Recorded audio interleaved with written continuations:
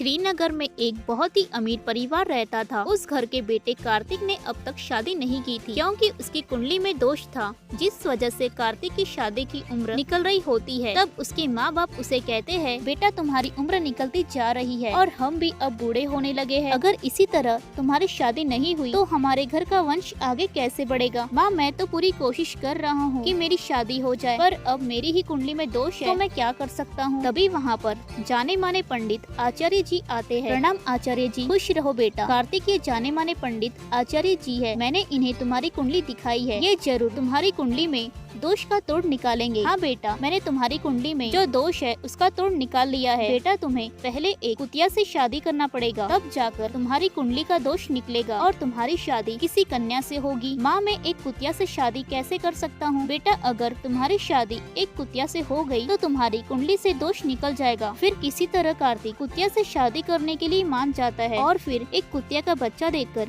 कार्तिक की शादी कर देते हैं। कार्तिक उस कुतिया से शादी करके उसे घर लेकर आता है और वो उस कुतिया के साथ कुछ दिन रहने लगता है। कार्तिक अब उस कुतिया को अपनी बीवी मान चुका था और वो उसे अपने साथ अपने कमरे में रखता है, पर फिर भी उसके लिए किसी भी लड़की का रिश्ता नहीं आता है। तो कार्तिक हार मानकर उस कुतिया के साथ ही अपना जीवन बिताने लगता है।